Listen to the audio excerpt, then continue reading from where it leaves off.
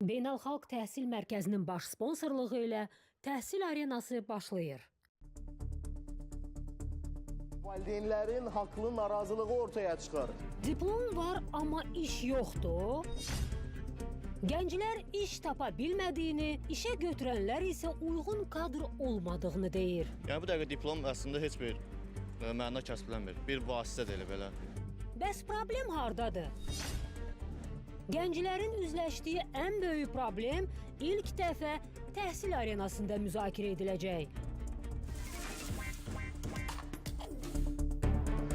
Bugün Azərbaycanda minlərlə gənc hər səhər yuxudan oyanır, ali təhsilləri də var, diplomları da var, amma gedəcəkləri iş yerləri yoxdur. Bilirsiniz, bəzən valideyn illərlə əziyyət çəkir, övladını böyüdür, onun təhsilatlarını ödəyir, repetitorunun ödəyişini edir, zamanı gəlir universitetinin illik təhsil haqqısını ödəyir və o valideyn bir gün ümid edir ki, zaman gələcək, övladımın əldə edəcəyi bir diplom bizim bütün həyatımızı dəyişəcək. Amma nə baş verir? Həmin o övlad universiteti də bitirir, diplomu da əldə edir, peşə təhsilini də bitirir. Ümumiyyətlə, diplomu əldə edir. Bəzən o diplom qırmızı diplom belə olur. Amma proses əsas məsələyə gələndə, iş tapmağa gələndə bu proses uzun bir zaman alır. İş axtarışları başlayır. Bəzən bu aylarla, bəzən isə illərlə davam edir. Ümumiyyətlə, maraqlısı bilirsiniz nədir? İşə götürənlər deyirlər ki, biz kadr tapa bilmirik. Gənclər də deyirlər ki, iş yoxdur, yaxşı iş yoxdur. Ümumiyyətlə, bu yaxşı iş deyəndə nə nəzərdə tutulur? Yəni, bu yaxşı işin altında hansı əsas məqamlar yatır? Bugün Təhsil Arenasında gənclərin iş problemlərindən, təhsilli gənclərin, diplomlu gənclərin iş problemlərindən danışacaqsa, suallar ortaya çıxacaq. Problem hardadır? Universitetlərdəmi, yoxsa əmək bazarındadır? Yoxsa biz ümumiyyətlə gəncləri diplom almağa hazırlayırıq, əmək bazarının tələblərinə uyğun hazırlamırıq universitetlərdə, peşə məktəblərində. Hardadır səbəblər? Hər vaxtınız xeyir, hörmətli tamaşaçılar. ARB televiziyasının efirində Təhsil Arenası öz işinə başlayır. Sizinlə yaxın bir saat ərzində mən olacağım, İlkin Abbas. Bugün çox maraqlı və məhsuldar bir efir izləyəcəksiniz. Gənclərin iş tapa bilməmələrinin səbəblərindən danışacağıq. Səbəblər nədir? Çıxış yolları nələrdir? Bugün çox məhsuldar bir efir izləyəcəksiniz. Dövlət Məşğulluq Agentliyindən qonağımız var. Odur ki, diqqətiniz bizdə olsun və qaynar xətlərimizi xatırlatmaq istəyirəm. 055 343 01 46. Bax, elə indicə telefonu götürürsünüz, dərhal zəng edib və yaxud mesaj yazaraq istər bugünkü günün, bugünkü mövzunun müzakirələrində iştirak edə bilərsiniz, istərsə də aylarla cavab tapa bilmədiyiniz təhsillə bağlı bir sualınız varsa, bax o sualınıza tək yox, bax elə bizimlə birlikdə mütəxəssislər, ekspertlər, dövlət qurumunun rəsmiləri ilə birlikdə qismən də olsa cavab axtarmağa çalışacağıq və verilişimizə qonaqlarımızın təqdimatı ilə başlamaq istəyirəm. Fərid Həsənov, Dövlət Məşğulluq Agentliyinin Peşə Hazırlığı Departamentinin Peşə Hazırlığının Təşkili Şöbəsinin müdiri. Əlibala Zalov, Azərbaycan Dövlət Pedaqoji Universitetinin baş müəllimi, Azərbaycan Yazıçılar Birliyinin üzvü, Bakı Qızlar Universitetinin Pedaqogika Kafedrasında baş müəllim. Afaq Hüseyin, dosent, İqtisadiyyat elmləri üzrə fəlsəfə doktoru. Ramin Nuraliyev, ixtisas və karyera seçimi üzrə mütəxəssis. Hər biriniz xoş gəlmişsiniz, dəyərli qonaqlar. Ümid edirik ki, bugün gənclərin diqqəti bizdədir. Dünəndən bəri anonslar veririk və bizi ekran qarşısında, sosial media hesablarımızda izləyən gənclər üçün çox məhsuldar bir efir təqdim edəcəyik bugün sizinlə birlikdə. Ümumiyyətlə, Azərbaycanda minlərlə təhsilli gənc iş tapa bilmir deyirik. Problem kimdədir? Təhsil sistemində yoxsa gənclərin özündə? Əlibala müəllim. Tamaşaçılarımızı salamlayıram. Bu məsələ illərin məsələsidir, illərin problemidir, daim aktualdır və iş yerlərinin olmaması səbəbi də var, gənclərin özlərində də var. Gənclik gücdür, gənclik qüvvətdir, gənclik qüdrətdir, gənclik gələcəkdir, gənclik vətəndir, gənclik xalqdır, dildir. Gənclik şəhiddir, gənclik qazidir. Gəncliyə biganə olmaq olmaz. Gəncliyi dəyərləndirməliyik, gəncliyə qiymət verməliyik. Mən bilmirəm, ölkə 40 il əvvəlki ölkədir. Həmin ölkədə yaşayırıq. Mən Pedaqoji Universiteti İnstitutu bitirmişəm, təyinatla göndəriblər Ucqar bir dağ kəndində gedib müəllim işləmişəm. Zamanında. Zamanında. Bu ölkə həmin ölkədir. Kiçilməyib. Kiçilməyib. Bəs səbəb nədir ki, o dövrdə ali təhsil alan gənclər 2 günə, 3 günə işinə təmin olunurdu. Bu ölkə həmin ölkədir. İndi niyə yoxdur iş yeri? Nə səbəbə yoxdur? Gəncliyin özündə də var, iş yerlərinin Bax, olmaması. elə bu bir saat ərzində o səbəblərdən danışacağıq Əlibala müəllim. Yaxşı, bəs gənclərin özündə nə var Afaq xanım? Əlibala müəllimlə razısınızmı? Həqiqətən də bugün gənclər daha çox, belə deyək, meyarlara əsas tuturlar. Hansı meyarlara əsas tuturlar? Komfort mu axtarırlar? Həkim bəy, deməli mən tələbələrdən də bu sualı vermişəm. Hətta birinci kursa qəbul olan tələbələrdə belə sual vermişik ki, siz əmək bazarında hansı əmək haqqını özünüzə rəva bilirsiniz və sizə hansı əmək haqqı verə bilərlər? 3000 manat, 2000 manat, 5000 manat və real olaraq 500 manat, 1000 manat, çox az bir hissə 500-1000 manat deyir. Böyük kütlə 3000, 5000 əmək haqqından danışır ki, yaşam üçün Bəli. bugünkü gündə bu qədər məbləğdə vəsait almalıyam ki, mən yaxşı yaşaya bilim. Sual verirəm ki, bəs işə götürən sizdən bunun müqabilində nə istəməlidir? Yəni, bu əmək haqqını siz Azərbaycanda tələb edirsiniz, əla. Amma işə götürən sizdə bunun müqabilində lazım olan bacarıqları sizə əldə edə biləcəkmi? Sizdən onu görə biləcəkmi? İşə götürən bizə bunları deyir, öyrətməlidir, bizim təcrübəmiz yoxdur. İşə götürənə sual verirəm ki, necə bir işçi axtarırsan, verdiyin əmək haqqının müqabilində? Deyir, əmək haqqı 1000 manat, 1500 manat verə bilirəm. Amma mənə 2 diplomu olan, magistr və bakalavr diplomu olan, mənə 3 dildə sərbəst danışa bilən, bütün yazışmaları, kərgüzarlığı əla həyata keçirdə bilən, bacarıqları ilə kommunikasiyada, danışıqlar aparmaqda, bütün tapşırıqları yerinə yetirməkdə, ən əsası qərar vermə və təşəbbüskarlıqda bacarıqları olan bir işçi axtarırım. Və sual verirəm ki, tələbə bu bacarıqları məktəb partasının arxasından və yaxud da ki, universitet partasının arxasından durub gəldiyi zaman sizə bunları təqdim edə bilirmi? Və siz bunu heç bir şey öyrətmədən tələb etməkdə haqlısınızmı? Bax, sual burada yaranır. Ümumiyyətlə, Afaq xanım, yəni bu bir çox məqama toxunursunuz. Hər iki tərəfin tələbləri fantastik hesab edə bilərik, düzdürmü? Bəli. Və bəzən sosial media hesablarında qarşımıza çıxır, gənclər arasında sorğu keçirilir. Universitet məzunudurlar və yaxud da peşə məktəblərində oxuyurlar. Fərid müəllim, bilirsiniz nə deyirlər? 10.000, 15.000 fantastik qiymətlər. Biz aylıq əmək haqqı, illik də yox, aylıq əmək haqqından söhbət edirlər. Ümumiyyətlə, dövlət məşğul olan yetdiyi bir dövlət qurumu olaraq gənclərlə çox çalışan, sıx əməkdaşlıq edən dövlət qurumunun nümayəndəsi olaraq bugün nə deyə bilərsiniz? Yəni, Afaq xanımın, Əlibala müəllimin fikirləri ilə həm fikirsinizmi? Ümumiyyətlə qeyd edim ki, yəni Dövlət Məşğulluq Agentliyi olaraq bir neçə aktiv məşğulluq tədbirləri var, hansı ki, ümumilikdə şəxslərin, yəni işsiz vətəndaşlarımızın işlə təmin olunmasına, eləcə də gənclərin, yəni bunlardan ən əsas aktiv məşğullardan, tədbirlərdən biri də peşə hazırlığını təşkil edir. Çünki özünüz bilirsiniz, əmək bazarı sürətlə dəyişir. Bəli. Yeni bacarıqlar formalaşır və işə götürənlər də həmin bacarıqlara uyğun tələblər qoyulur. Və peşə hazırlığı məhz bu hissədə vacib tədbirlərdən biridir ki, artıq işsiz şəxsləri daha qısa müddətdə bilik bacarıq öyrədərək hazır bir vəziyyətdə əmək bazarına geri qaytarmaqdır. Yəni peşə hazırlığı mahiyyəti bundan ibarətdir və qeyd edim ki, peşə hazırlığı təşkili qanunvericiliklə ilə tənzimlənir və biz hansı halda biz şəxsi peşə hazırlığına cəlb edirik.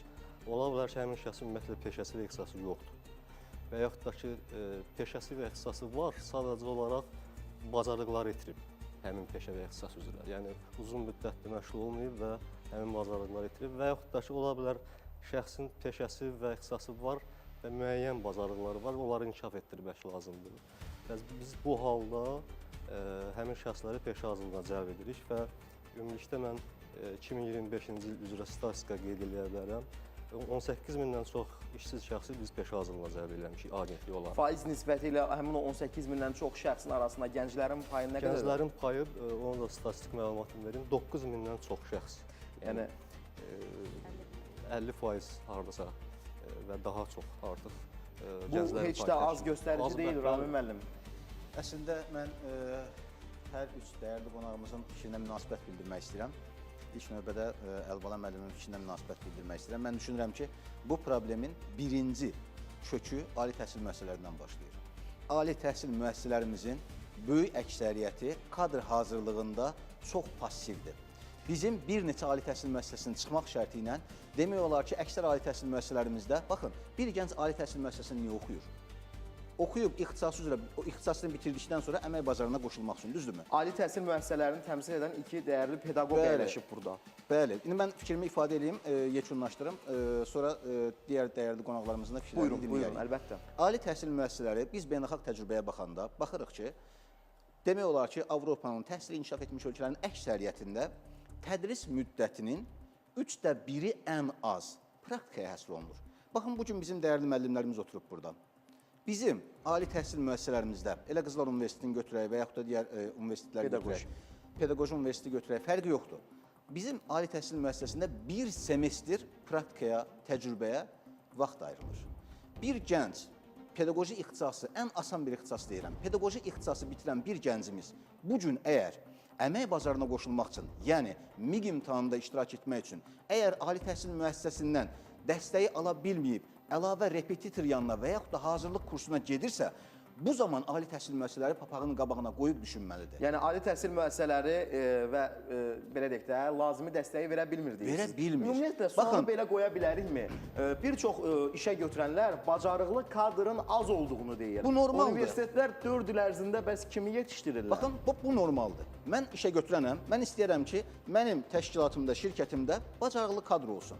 Bacarığı olmayan kadrı mən neynirəm, düzdürmü? Yəni, açıq danışaq da. Yəni, bir işə götürən olsaydı, siz də o meyarlara əsas tutardınız. Ay sağ olun, bu özəl sektor. Gələk dövlət sektoruna. Dövlət qulluğu imtahanı var. Dövlət qulluğu imtahanında şərtlər var.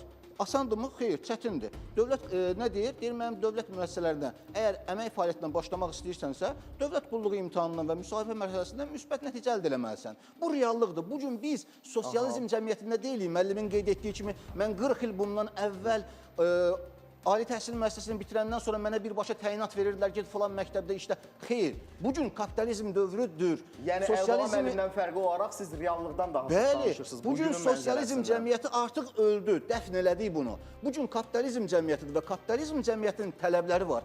Kapitalizm cəmiyyəti əmək bazarında ən yaxşıları tələb eləyir. Deyirsən, ən yaxşısansa, əmək bazarına girib qoşula bilərsən. Əgər yaxşı deyilsənsə, əmək bazarından ixtisar olunacaqsan. Bugün reallıqdır. Bəli, bizim gənclərimizdə də müəyyən problemlər var. Gənclərimiz ali təhsil müəssisəsini oxuduğu təqdirdə əlavə təcrübə proqramlarına qoşulmalıdırlar. Dövlət və özəl sektorda təcrübə proqramlarında iştirak eləməlidirlər. Yəni, bu, əlbəttə ki, gənclərin problemi. Amma bunun üçün universitetlər gənclərə dəstək olurmu? Bax, məsələnin kökü ali təhsil müəssisələridir. Ali təhsil müəssisəsini, baxın, mən bir neçə tələbələrdən məşğul oluram. Tələbələrdən soruşuram ki, sən harda, elə pedaqoji ixtisası deyirəm, harda təcrübə keçdin? Deyir, ali təhsil müəssisəsi mənə falan məktəbə göndərdi, orada praktika keçirəm. Deyirəm, yaxşı, sən hər hansı bir, belə deyək, ölkədə tanınmış, özəl sektorda olan təhsil müəssisəsinə, özəl liseyə deyək, gimnaziya deyək, gedib orada təcrübə keçəcəyivə dair ali təhsil müəssisəsinə məlumat versən, deyir, məlumat verirəm, amma qəbul eləmir. Niyə?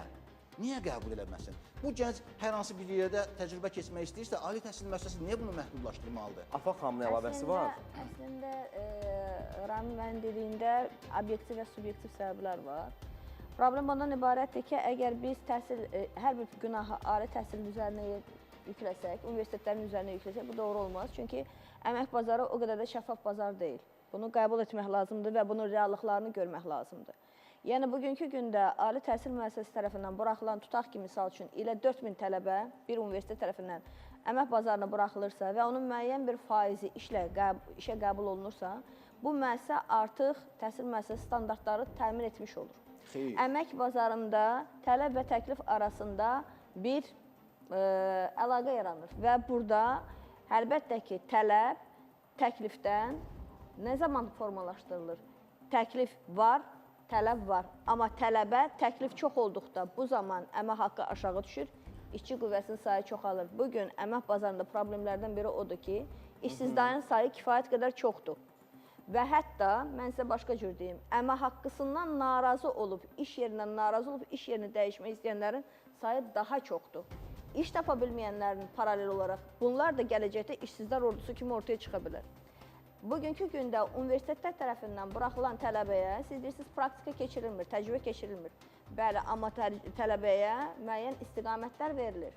Yay aylarında bunun könüllü fəaliyyəti var, bunun hardasa təcrübə keçmək üçün proqramlara qoşulma imkanı var və müəssisələrin özləri ilə belə, özəl sektorla belə müəssisələr arasında karyera mərkəzləri var ki, əlaqələr yaradılaraq təcrübəyə göndərirsiniz tələbələri? Söhbət ondan gedir ki, göndərməkdən başqa, deməli, bir semestr istehsalat təcrübəsi var, misal üçün. Bir semestr. Sonra Təhsil müddətinin 8də biri. Beynəlxalq təcrübədə 3də biridir. Amma yay Azdır. aylarında bu tələbələrin göndərilmə məsələsi ilə bağlı olaraq burada maliyyələşmə məsələləri var. Bilirsiniz, Ramin müəllim, tələb etmək hər bir şey yaxşıdır, amma reallığın arxasında maliyyə məsələləri var. Təhsil müəssisələri əgər özəl sektora tələbənin praktikaya, təcrübəyə qəbul etməsi üçün ödəniş ödəməsi məsələsi ortaya çıxırsa, bu zaman təhsil müəssisəsi bunu təmin edə bilmir.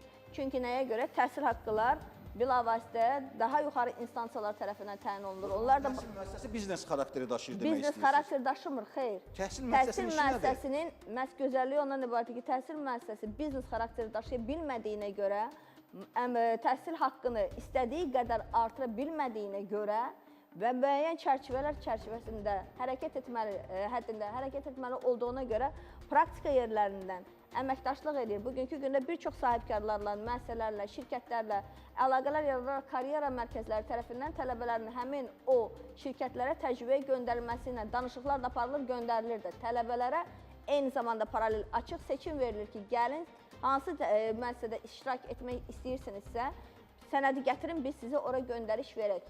Başqa bir məsələ, xeyr, elə deyil. Xeyr, mən sizə sübutlarla deyərəm. Mən də sizə sübutlarla deyə bilərəm. Məsələn, Dillər Universitetində bir tələbə, mən filan təhsil müəssisəsində praktika keçmək istəyirəm. Dedilər, xeyr, ancaq bizim razılaşdırdığımız, müqavilə bağladığımız təhsil müəssisələrində gedib praktikanı keçə bilərsən. Ramiləm, gəlin İqtisad Universitetinə mən sizə ən qədər tələbə göndərirəm, ən qədər də, yəni universitetdən universitetə subyektiv olaraq, obyektiv olaraq hər bir şey bir meyarla ölçməyək. Gəlin cəmiyyətdəki olan mövcud problemə düzgün baxaq. İqtisad Universitetindən nümunə verim. İqtisad Universitetində.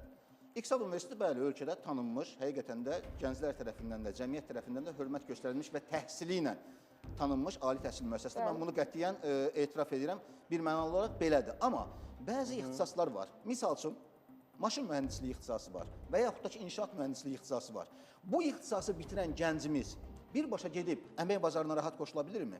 Maşın mühəndisliyi ixtisası üzrə bizim ali təhsil müəssisələrimiz, biz burada sadəcə UNEC-dən danışmayaq da, ali təhsil müəssisələrimizin hamısını, bizim bir çox ali təhsil müəssisələrimizdə baxdığımız zaman texniki universitetdə var və yaxud da özəl universitetlərdə var.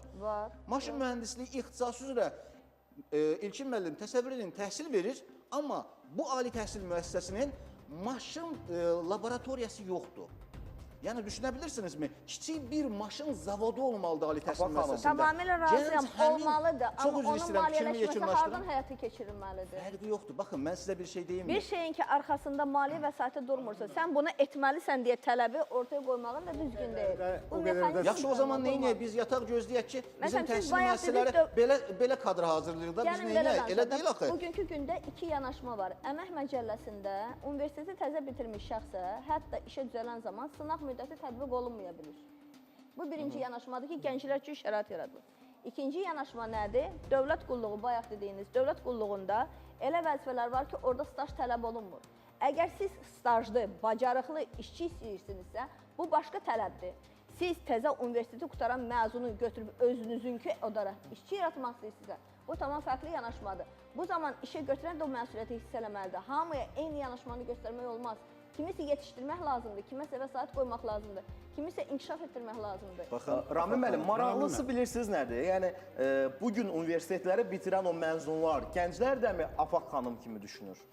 Mən düşünürəm ki, bu gənclərin 70%-i Afaq xanım kimi düşünmür. Bu gəncləri səsləndirin, deyin, ali təhsil müəssisəsində oxuduğunuz ixtisas üzrə sizi həqiqətən də əmək bazarına hazırlayan bir kadr kimi yetişdiribmi ali təhsil müəssisəsi? Mən deyirəm ki, sizə rahat bir şəkildə deyirəm, 70% yox deyəcək. Ramil müəllim. Baxın, bugün mühəndislik ixtisasları var. Çox üzr istəyirəm, çox üzr istəyirəm. Bugün mühəndislik ixtisasları var. Mühəndislik ixtisaslarını bitirən gənclərimizin əksəriyyəti demək olar ki, əmək bazarına qoşula bilmir. Baxın, biz Qarabağ Universitetinə getdik. Qarabağ Universitetində tibb ixtisası açılıb. Keçən il açılıb, 1 ildir. Bəli. 1 ildir tibb ixtisasının 1-ci kursunda oxuyan gənclərə praktiki olaraq bilikləri mənimsədirlər. Düşünə bilirsiniz, Qarabağ Universitetində yeni açılıb. Demək ki, bizim ali təhsil müəssisələri istəsə, bunu eləyə bilər. Bəli, bugün Ada Universiteti var, Bakı Ali Neft Məktəbi var, Ali Adunsunun özü var, UNEK-in özü var. Bugün həqiqətən də çox gözəl təhsil verir gənclərimizə. Bu bir mənalı olaraq belədir. Amma ali təhsil müəssisələrimizin neçə faizi belədir? Yəni, başa düşə bilirsinizmi? Burada ciddi problem ali təhsil Pedaqoji müəssisəsinin Universiteti və üzərindədir. Qızlar Universitetinin nümayəndəsi Əlibala mənim fikirlərim O maraqlıdır. dediyiniz məsələ belə çox da sadə məsələ deyil. Ha. Bu tələbə desin ki, mən filan məktəbə gedirəm, təhsil müəssisəsi ona icazə versin, ali məktəb icazə versin, get. Bu elə-belə məsələ deyil. Bunun arxasınca pedaqog gedir, psixoloq gedir, metodist gedir. Tutaq ki, 100 tələbə göndərmişik təcrübəyə.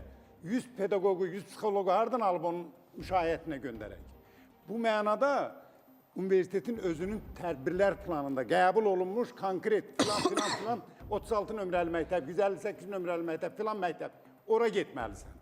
Hər tələbəni bir məktəbə göndərə bilmər ya, mən pedaqoji təmayülü deyirəm. O iqtisadı filanı bilmirəm. Mən pedaqoji universiteti deyirəm. Bax, bu mənada mətbuatda da demişəm sözümü, mənə qalsa tələbə hər həftənin bir gününü təcrübədə olmalıdır. Sizə qalsa, bəs vəziyyət nə yerdədir? Reallıq bugün nə yerdədir? Bayaq Ramil müəllimin fikirlərinə haqq qazandırırsınızmı? Ramil müəllimin bir çox fikrinə haqq qazandırmıram. Ramil müəllim deyir ki, bir semestr, 8 semestrin biri. Az deyilmi? Az deyilmi? Mənə elə gəlir ki, kifayət eləyir. Bugün təhsil sistemi... Kifayət eləyir. Tələbə təcrübədən gedəndə başqa fikirlə gedir. Qaydanda deyir, bəli, mən müəllim olacam. Demək, hazırlanır.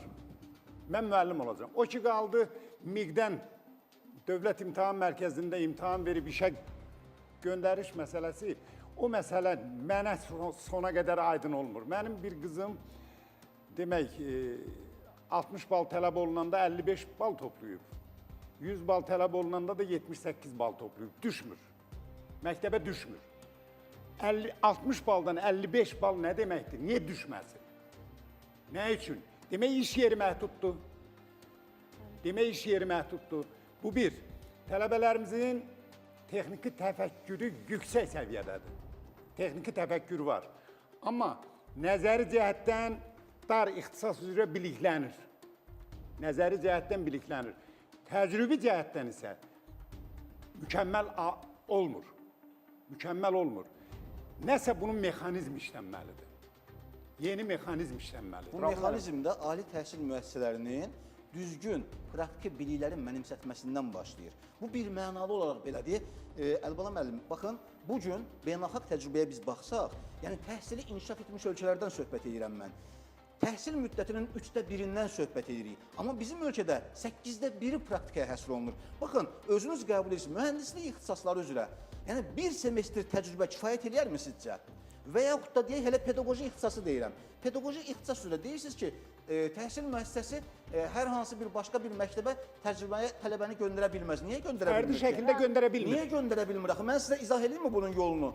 Təhsil müəssisəsinin rəhbərliyi həmin təhsil müəssisəsi ilə ali təhsil müəssisəsinin rəhbərliyi həmin təhsil müəssisəsindən görüş həyata keçirir. Hökmən deyir ki, tələbənin arxasından ali təhsil müəssisəsi bir nəfər qoşar. Həmin orta ümumi təhsil məktəbində bir müəllim seçilir və həmin müəllim həmin tələbəyə nəzarət həyata keçirir.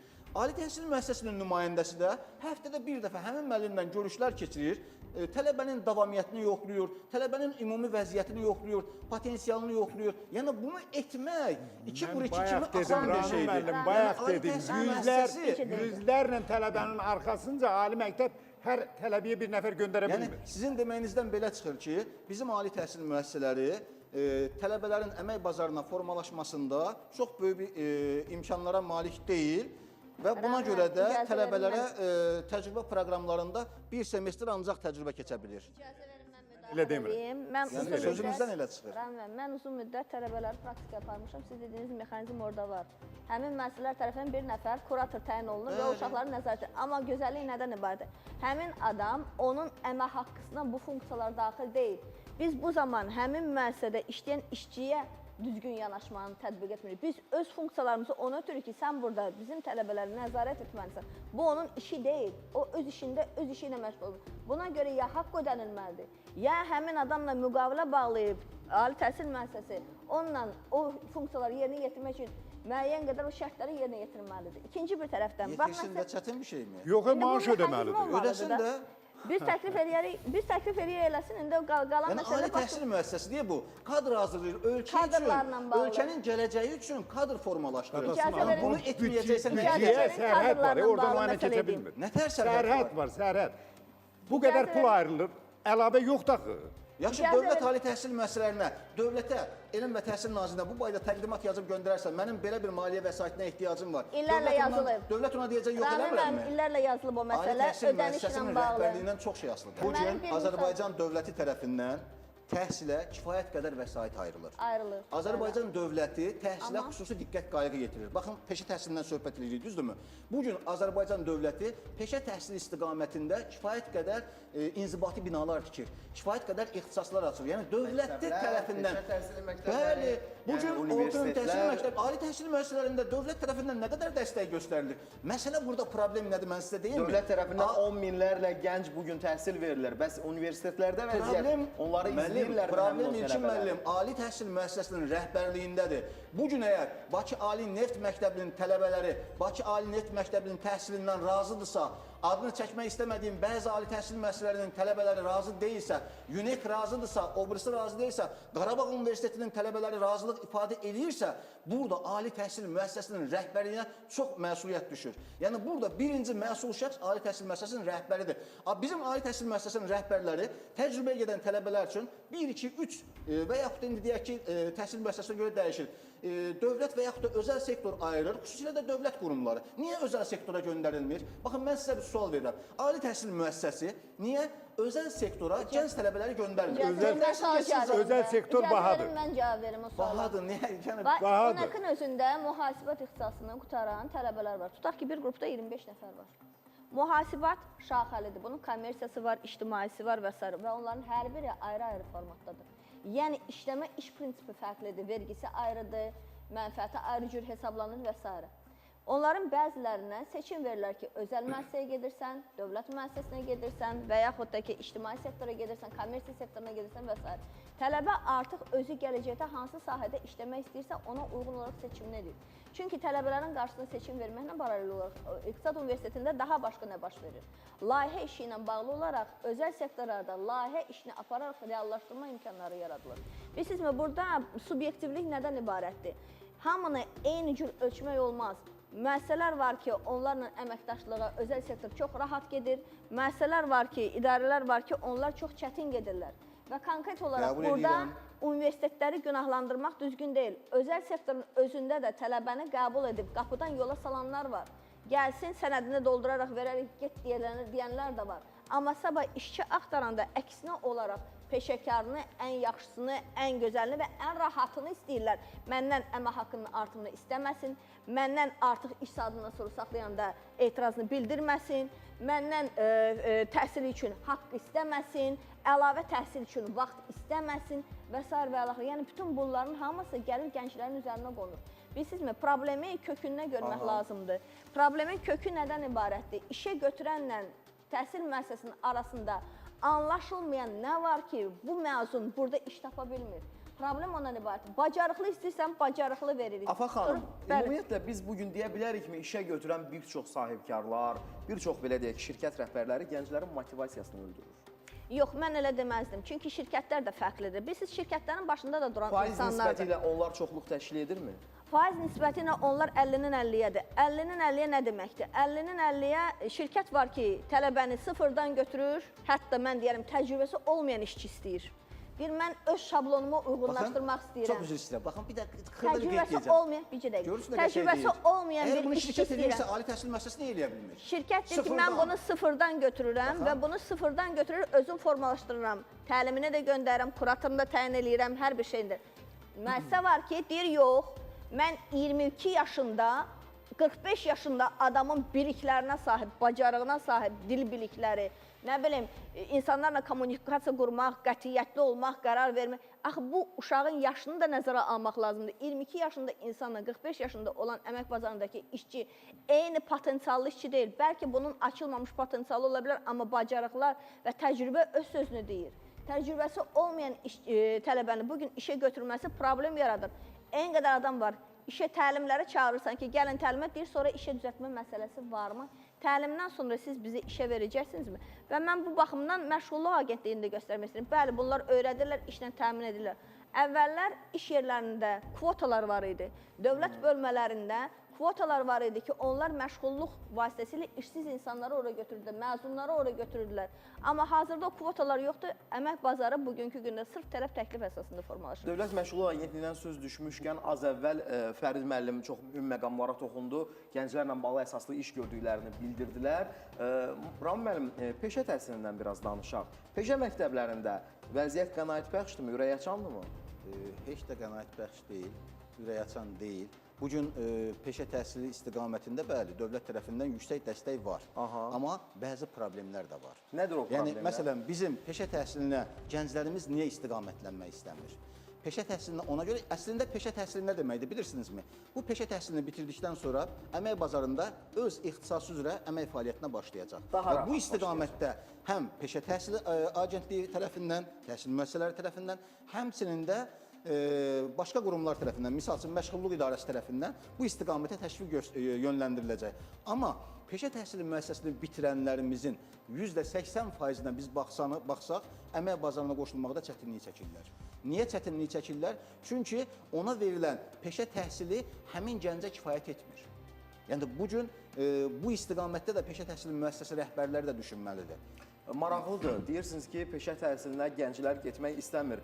Fərid müəllim, Rami müəllim kimi düşünürsünüz, yoxsa məncə artıq biz o mifi qırmışıq, o stereotipləri qırmışıq axı. Yəni artıq gənclər tərəfindən peşə təhsilinə, peşə ixtisaslarına, peşə məktəblərinə olduqca maraq var. Biz keçən həftələrdəki buraxılışlarımızda müzakirə etdiyimizdə də gördük ki, kifayət qədər uğurlu islahatlar aparılır bu istiqamətdə. Kifayət qədər islahatlar aparılır. Rami müəllim o əvvəldə qeyd etdiyi o təcrübə hissəsində mən qatılıram. Hansı mənada biz agentlik olaraq 180-dən çox özəl tədris müəssisəsindən birgə əməkdaşlıq həyata keçirdirik. Və əməkdaşlıq çərçivəsində bizim həmin tədris müəssisələrdə qarşıda qoyduğumuz tələblər var. İlkin tələb müəssisənin maddi-texniki bazası. Digər bir tələb təlim-tədris proqramlarıdır. Üçüncü tələb, belə deyək, peşəkar təlimçi heyətinin olmasıdır və ən əsas tələb məşğulluq təminatı öhdəliyidir. Yəni, Dövlət Məşğulluq Agentliyi ilə əməkdaşlıq edən özəl tədris müəssisəsi müqavilə bağlanır. Deyək ki, 20 nəfər agentlikdə qeydiyyatda olan işsiz həmin tədris müəssisəsinə yönləndirilir. Həmin şəxslər orada nəzəri və Rami müəllimin qeyd etdiyi kimi praktiki, mütləq şəkildə praktiki hissəsi olmalıdır. Yəni, real iş mühitində həmin özəl tədris müəssisəsi, həmin şəxsləri, deyək ki, elektrikçisi artıq real iş mühitində nəzəri təlimlərdən sonra praktiki təlimlər keçir. Bəs Rami müəllimin dediyi hansı fikirlərlə razı deyilsiniz? Rami müəllim peşə təhsil müəssisələrinə aid fikirlərini bildirdi. Mən Dövlət Məşğulluq Agentliyi olaraq bizim getdiyimiz istiqaməti burada bildirirəm. Və deyək ki, 20 nəfər artıq agentlik tərəfində qeydiyyatda olan işsiz həmin müəssisəyə yönləndiribsə, sonda mütləq həmin şəxslərin 50%-ni, yəni minimum 10 nəfər şəxsi işlə təmin etməlidir. Yəni, İşlə təmin olunma, çox üzr istəyirəm, işlə təmin olunma məsələsi necə? Niyə görə bu sualı sizə ünvanlayırıq? Karyera və ixtisas seçimi üzrə bir mütəxəssis olduğunuz üçün, gənclərlə daha yaxından sıx əməkdaşlıq edən bir ekspert olduğunuz üçün, yəni gənclərin bugün peşə təhsili üzrə işlə təmin olunmasının vəziyyəti qənaətbəxşdir yoxsa yox? Müəllim, bugün peşə təhsilində vəziyyətin qənaətbəxş olmamasının əsas səbəbi nədir bilirsinizmi? Təhsildən o qədər əsas səbəbini deyirəm. Peşə təhsilindən danışmırıq. Bugün peşə təhsilini bitirən gənclərin işlə təmin olması onu deyirəm, bəli. Peşə təhsilinə qəbul olan gənclərin aşağı balla və ümumi qəbul proqramında digər ali təhsil müəssisəsindən qəbul ola bilməyən və zəif nəticə göstərən gənclərin daha çox istiqamətlənməsi bu gün peşə təhsilində əmək bazarına çıxışa da müəyyən qədər təsir göstərir. Çünki aşağı nəticə ilə qəbul olan gənclərdə müəyyən bilik və bacarıqlar istənilən, arzu olunan səviyyədə olmur. Yəni bunun da müəyyən qədər təsiri var. Əlbəttə ki, amma ümumi biz diqqət yetirəriksə, peşə təhsili müəssisəsində olan ixtisasların bir çoxuna subbakalavr dərəcəsi verildi. Subbakalavr dərəcəsi nə deməkdir? Peşə təhsilini bitirdikdən sonra imtahansız universitetə qəbul olmaq deməkdir. Aynı gəlin biz soruşaq İlkin müəllim. Bugün bizim gənclərimizdən biri 400-500 bal toplayıbsa, bu gənci biz peşə təhsilini istiqamətləndirə bilərikmi? Bu gəncin valideyni biz razı sala bilərikmi ki, sənin övladın geçsin peşə sahəsinə, peşə sahəsində gözəl bir ixtisaslı kadr olsun? Yox. Niyə? Çünki bugün bizim cəmiyyətdə ali təhsil ideologiyası var, ali təhsil psixologiyası var. Yəni 400 bal toplayan bir gənc əgər ali təhsil müəssisəsinə qəbul ola bilirsə, bu uşağın peşə təhsilində nə işi var şəklində bugün bizim cəmiyyətin şuur altına bu yeriyib. Az əvvəlki sualımızı cavablandıraq qısa olaraq. Peşə ixtisasına yiyələnən gənclərin işlə təmin olunması vəziyyəti bugün Azərbaycanda qənaətbəxşdir yoxsa yox? Qənaətbəxş deyil, qətiyyən. Hansı məqama əsaslanıb bunun qənaətbəxş hesab edirsiniz? Çünki peşə təhsili müəssisəsini bitirdikdən sonra o peşənin mütəxəssisi ola bilmir. Yəni, misal üçün, tutaq ki, deyək ki, elektrikdən misal verdi, düzdürmü? Elektrik sahəsini bitirən biri, əgər elektrik sahəsini mükəmməl bilməyəndən sonra hansı özəl sektor və yaxud da dövlət qurumunda gedib əmək bazarına qoşula bilər? Amma Dövlət Məşğulluq Agentliyi bu istiqamətdə kifayət qədər uğurlu işlər aparır. Xeyr, gəlin deyim, bayaq müəllim özü qeyd elədi. Dedi ki, 18 min, düzdürmü? Gəlin müəllimə sual verirəm. Ali təhsil müəssisəsində hər il 50 minə yaxın gənc bitirir. Hər il. Peşə təhsili müəssisəsində 10 minə yaxın gənc bitirir. Kollecləri də qoyaq bunun yanına. Heç kollecləri çıxaq. 60 min gəncdən 18 min bəs eləyirmi? Və yaxud da hər ildən söhbət gedir 50 min. Bəlkə də 5 il bundan əvvəl də biz düşünsək, görün bu ali təhsil müəssisəsində bitirən gənclərimizin sayı nə qədərdir? Bayaq müəllim o rəqəmləri qeyd eləyəndə mən çox təəssüfləndim. Çox az bir rəqəmdir. Yəni 7 min gənc kütlənin, bəlkə də hal-hazırda gənc kütlənin 3% və yaxud da 5%. Rami müəllim, ali təhsil diplomu əmək bazarına girişə biletdir. Bəli, vasitədir. Biletdir, vasitədir. Orada iş tapmaq isə məqsədin özüdür. Alınırmı? Belə biz də onu deyirik. Alınmır. Biz də onu deyirik ki, hal-hazırda gənclərimizi əmək bazarına mütəxəssis kadr kimi yetişdirə bilmirik. Universitetlə əmək bazarının arasında körpü yoxdur. Olmalıdır. Olmalıdır. Bəli. Körpü yoxdur. Amma Bu körpünü əslində qurmaq üçün hansı addımlar atılmalıdır? Bu suala üzr Səma xanım cavab axtaracağıq. Çox üzr istəyirik.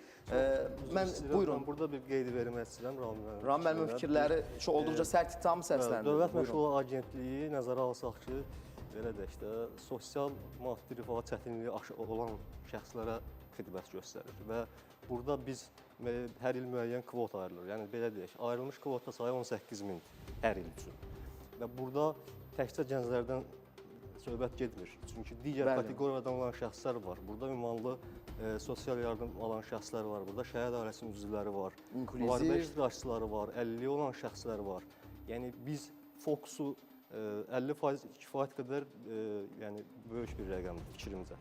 Yəni biz bütün fokusu gənclərə yönəltsək, nəzərə almalıyıq ki, bizim qeydiyyatda olan, bizə müraciət edən digər kateqoriyadan olan şəxslər var. Yəni Dövlət Məşğulluq Agentliyi tərəfindən aparılan işlər təkcə gənclərə əhatə etmir, amma mən bir əlavə vurğulamaq istəyirəm. Rami müəllimin fikirlərinə belə deyək də istinad olaraq, əlavə olaraq. Siz deyirsiniz ki, Dövlət Məşğulluq Agentliyi tərəfindən kifayət qədər əsaslı işlər yaparım, az əvvəl vurğuladınız, düzdürmü? Bəli. Verilişə hazırlaşan zaman təbii ki, hər günün mövzusuna bir jurnalist kimi hazırlaşan və bir statistika bizim gözümüzə dəydi ki, yəni təkcə 2026-cı ilin ilk 5 ayı ərzində 23.600 nəfərdən çox gənc Dövlət Məşğulluq Agentliyi tərəfindən işlə təmin olunub. Müraciət sayını bilirsinizmi? Müraciət sayı nə qədərdir? Bunu Fərid müəllim cavablandırsın. Deyə bilmərəm indiki şeydə. Yəni konkret olaraq statistika varmı? Statistika var, amma dəqiq indiki vəziyyətdə bilmirəm. Amma keçən il statistikasında da mən deyə bilərəm. 189 min nəfər işlə təmin olub, onlardan 72 min nəfəri gənc şəxs işlə təmin olub. Yəni statistika deyə bilərəm. Müzakirələrimizə davam edəcəyik. Bugün təhsil arenasında gənclərin, ali təhsilli və peşə təhsilini bitirən gənclərin iş tapmaq problemlərindən, onlar niyə iş tapa bilmirlər? Bu bu mövzuları, bu sualları burada müzakirələrə açıq elan etmişik. Olduqca maraqlı müzakirələr gedir. Qısa reklam fasiləsi var. Yenidən reklamdan sonra birlikdə olacağıq. Diqqətiniz bizdə olsun.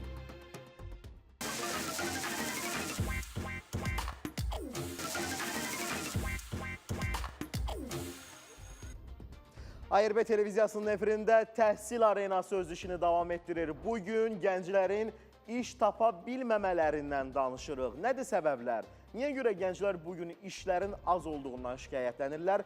İşə götürənlər isə kadrların azlığından şikayətlənirlər. Səbəbləri, çıxış yollarını müzakirə edirik. Qonaqlarımızla olduqca maraqlı müzakirələrimiz davam edir. Hörmətli tamaşaçılar, siz də müzakirələrdə aktiv iştirak edə bilərsiniz.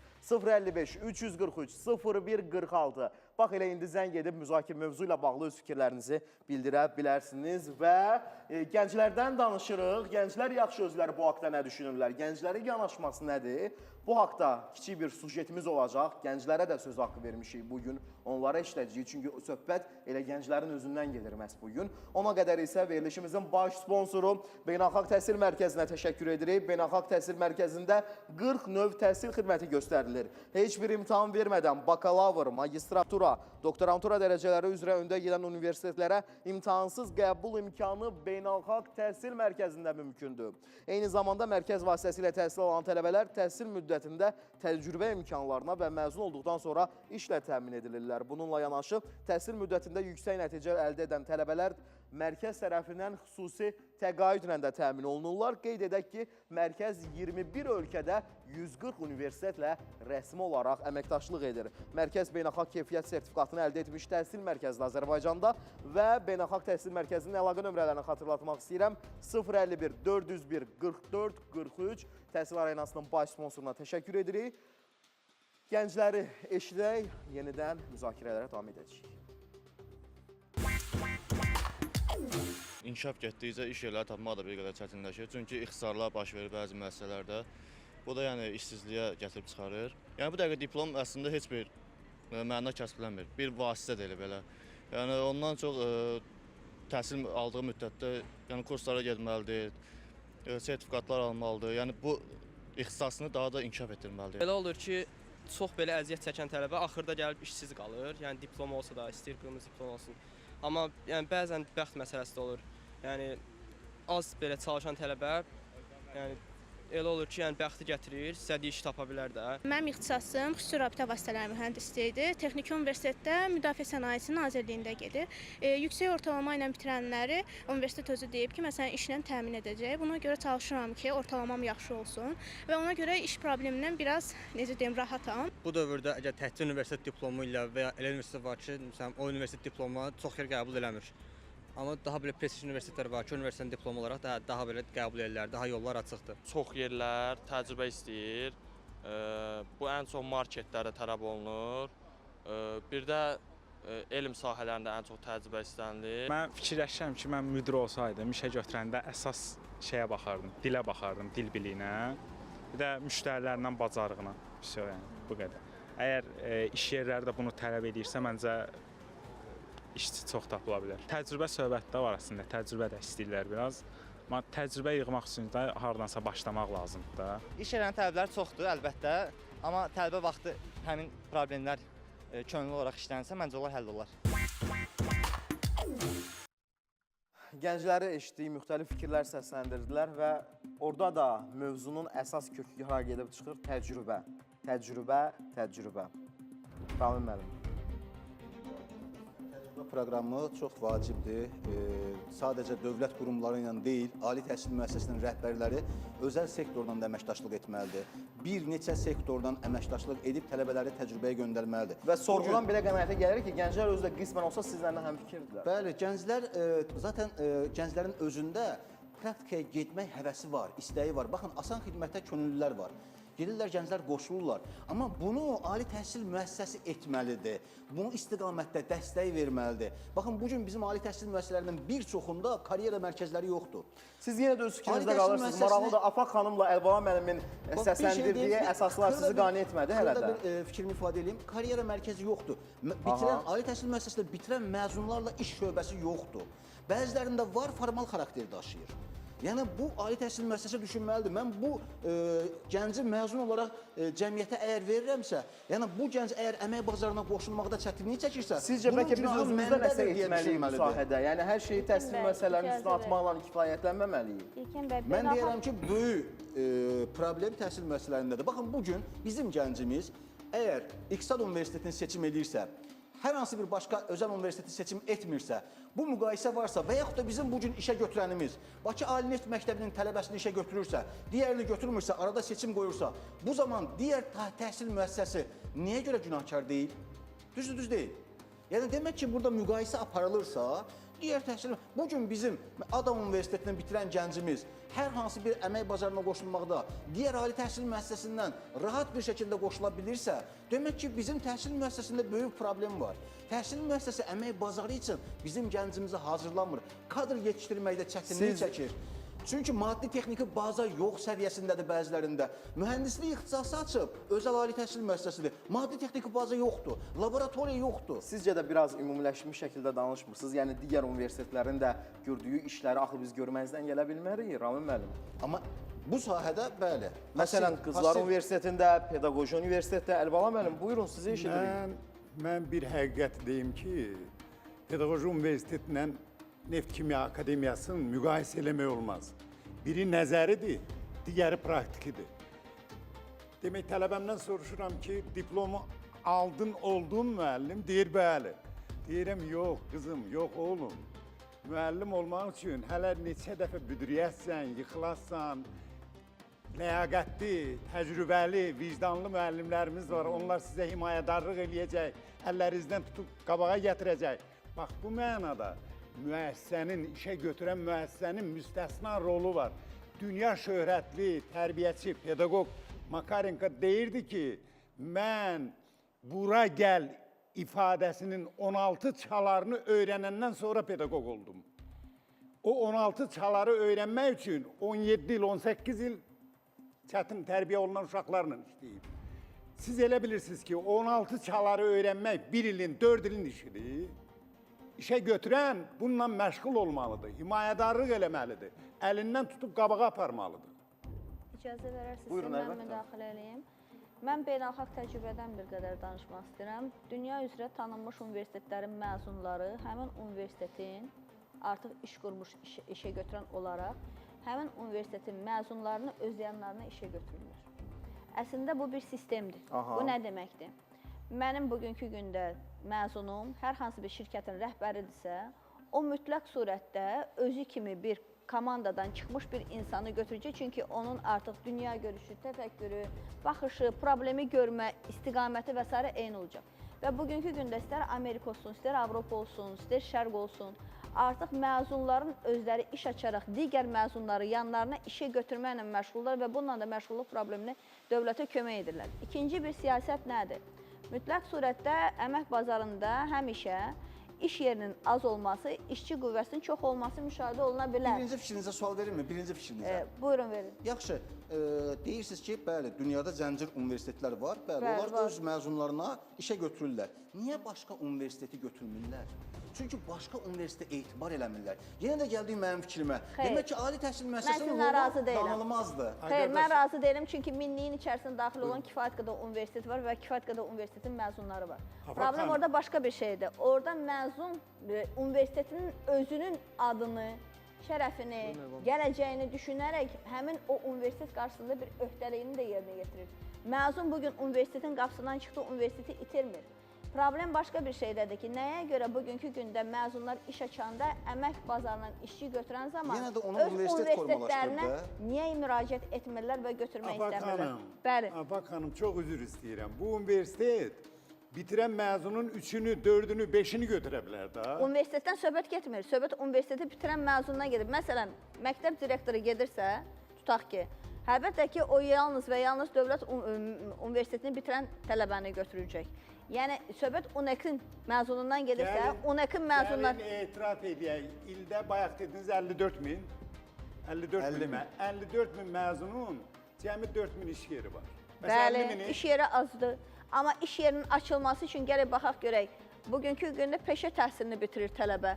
Peşə təhsilini bitirən zaman əlində özünə məşğulluqla təmin etməlidir, özü iş yerini yaratmalıdır. Maliyyəsi varmı?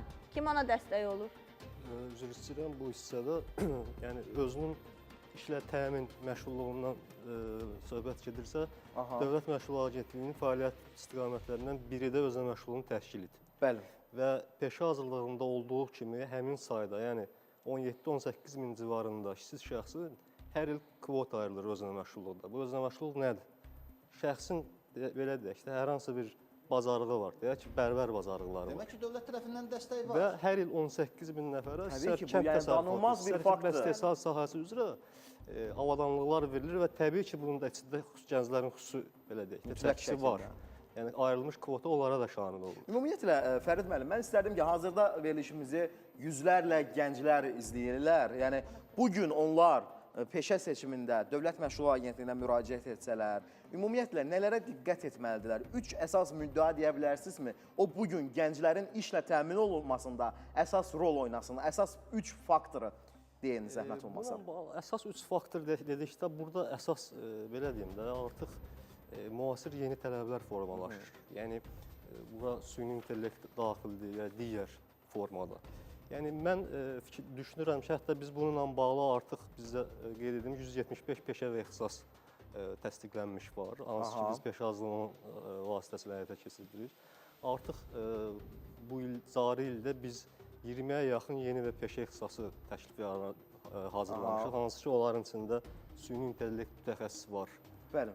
Dron aparatları mütəxəssisi var. Yəni daha çox müasir və innovativ peşələr hazırlamışıq ki, çox güman ki, ilin sonuna qədər onlar da təsdiqlənəcək. Yəni işlə təmin olmaq istəyən gənclər bugün Dövlət Məşğul Agentliyinə müraciət edib, gənclərlə bağlı bir çox layihələr həyata keçirilir. Mərkəzi Karyera portalı, CV Yarat, Alo Karyera, məzunların məşğulluq reytinqi, gənclərin biznes emalatxanası ki, bu istiqamətdə bu layihələrlə bağlı müraciət edib işlə təmin oluna bilərlər ki, olunurlar da hər il. Və müxtəlif vaxtlarda, dövrlərdə, il ərzində istər universitetlərdə olsun, istər digər yerlərdə olsun, Dövlət Məşğul Agentliyinin həyata keçirdiyi tədbirlərdən biri də əmək yarmarkalarıdır. Əmək yarmarkaları. Bəli, əmək yarmarkaları bu universitetlərdə də təşkil olunur və səyyar kofe evləri. Bəli, səyyar digər layihələr var və bilirsiniz, burada Dövlət Məşğul Agentliyi ümumiyyətlə qanunverici ilə fəaliyyət göstərən bir qurumdur və Dövlət Məşğul Agentliyi işə düzəltmədə vasitəçi rolunu oynayır. Və kifayət qədər istər özünə məşğulluq proqramı olsun, istər peşə hazırlığı təşkil olsun, istər digər qeyd etdiyiniz səyyar kofe layihələri və s. və ilaxır. Yəni, fəaliyyəti istiqamətində mən Dövlət Məşğul Agentliyi kifayət qədər işlər həyata keçirilir. Yəni, ümumiyyətlə, Əlbala müəllim, çox üzr istəyirəm. Baxın, az əvvəl Fərid müəllim Dövlət Qurumunun rəsmisi olaraq vurğuluyur, Afaq xanım. Yəni, kifayət qədər gözəl işlər var, uğurlu işlər görülür, uğurlu islahatlar keçirilir, gənclər üçün şərait yaradılır. Bu kimlər üçündür? Bu gənclər üçündür. Yəni, biz niyə görə Ramin müəllim elə ancaq negativə köklənirik? Axı, gözəl işlər də var, gözəl nümunələr də təqdim edə bilərik. Yəni, gənclərin bəlkə də bugün efirimizi izləyən yüzlərlə gəncdən 90-ı, 100-ü, 150-si məlumatsız idi bu layihələrdən. Bu efir vasitəsilə onlar məlumatlı oldular. Bəlkə sabah bu verilişdən sonra 10, 15, 20 gənc ən azı sizin agentliyə müraciət edəcək və əsaslı şəkildə o proseslərdən keçib işlə təmin olunacaq. Buyurun, Əlbala müəllim. Bir məsələni deyim, özünü məşğulluq obyektləri yaratmaq filan. Bərbər üçün iş tapılar, dülgər üçün iş tapılar. Axı bu Pedaqoji Universitetin, Qızlar Universitetinin məzunu gedib öz başına, öz gücünə məktəb aça bilməz. Bu məzunlar məktəbdə iş ilə təmin olunmalıdır. Bu bərbərlik deyil, bu dülgərlik deyil. Təbii ki, Dövlət Məşğul Agentliyi onlara əhatə etmir. O müəyyən bir qism gənclərə şaxələnir. Əlbala müəllim, yəni nə edilməlidir? Yaxşı olunmalıdır, dəstək olmalıdır. Nə etməlidir? Bax, ilk addım, misal üçün, siz bir işə götürən olsaydınız, hansı ilk addım atardınız? Yəni, Pedaqoji Universiteti məzunluğu. Bəli. Qızlar Universiteti Pedaqoji Universiteti. Məktəbdə məsələn, şagirdin, hər sinifdə şagirdin sayını endirərdim 20-yə, 21-ə. 2 sinif otaqları çoxalardı, müəllimlər çoxalardı. Bəli, bir sinifi 2 eləyərdim, 2 müəllim işləyərdi. İndi biri işləyir. Maraqlıdır, bugün bir pedaqoq olaraq, uzun illərin pedaqoqu olaraq sizin məzunlarınız hardadır? Marketlərdə. Çoxları ilə əlaqəm var. Yüzlərlə tələbələrim mənə zəng eləyir, məzunlar. Zaqatalada, Qaxda, Balakəndə, harda, Neftçalada, Salyanda, Gədəbəydə. Onlar bugün siniflərdədir. Əksəriyyəti. Əksəriyyəti. Faiz nisbəti ilə nə qədər çoxluq təşkil edir? Rəqəm Yəni müşahidələrinizə əsasən də, rəsmi statistika deyil təbii ki, müşahidələrinizə əsasən mən hesab eləyirəm ki, 10.000 tələbəm varsa, onun 5.000-i siniflərdədir. Siniflərdədir. Bəli. Yəni bu istiqamətdə bir pedaqoq olaraq sizin də üzərinizə yük düşüb və siz də zamanında onların işlə təmin olunmasında bəlkə də əsas işlər görmüsünüz. Üzərinizə düşən qismən də olsa. Mən səmimi deyim, özləri də etiraf eləyirlər və buradan da deyirəm. Mən onlara təkcə elmi yox, helmi də öyrədirəm. Yəni həyata hazırlayıram. Əsl həyatın üzünü onlara açıram. Bax, bu çətinlik sizi harda gözləyəcək, bu çətinlik harda olacaq, bu çətinlik harda olacaq. Buyurun. Mən müəllim Pedaqoji Universitetdən misal verdi. Mən müəllimin fikirlərinə qətiyyən razı deyiləm. Bugün Pedaqoji Universiteti bitirən gənclərin neçə faizi, Əlibala müəllimə sual verirəm, neçə faizi MİQ imtahanında iştirak etmədən gedib birbaşa, üzr istəyirəm, hazırlığa, repetitor yanına getmədən universiteti bitirən kimi gedib MİQ imtahanında müəyyən nəticə əldə edə bilir.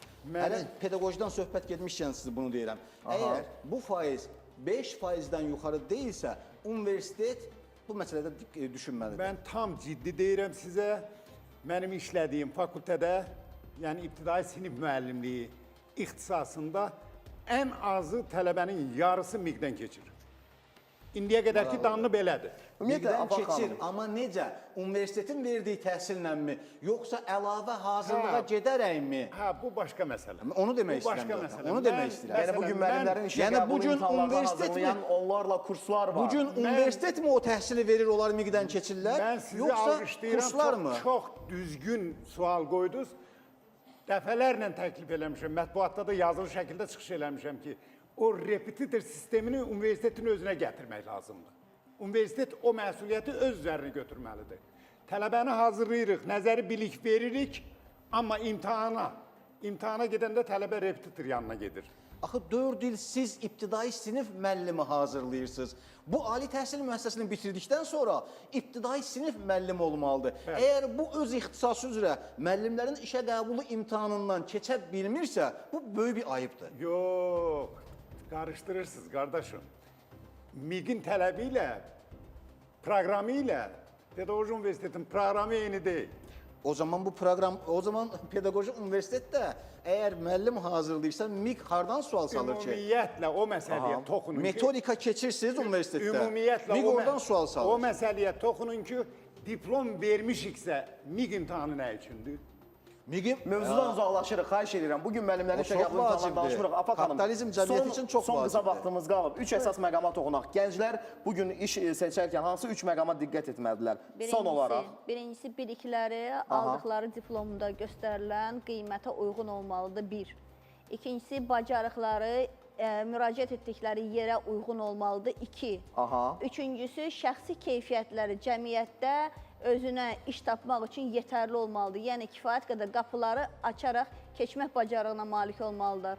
O, necə deyək, inatkarlıqları olmalıdır. Çox təşəkkür edirik. Düşünürəm ki, bu 3 əsas məqam, ümumiyyətlə verilişdə gedən müzakirələr, səsləndirilən fikirlər bugünün gəncləri üçün olduqca əsas və əhəmiyyətli olacaq. Ümumiyyətlə, bugün təhsil arenasında bir çox fikirlər eşitdik, bir çox fərqli mövqeylər müşahidə etdik. Amma məncə, əsas bir məqam hələ də cavabsız olaraq qalır. Əsas bir suala hələ də cavab tapa bilmədik.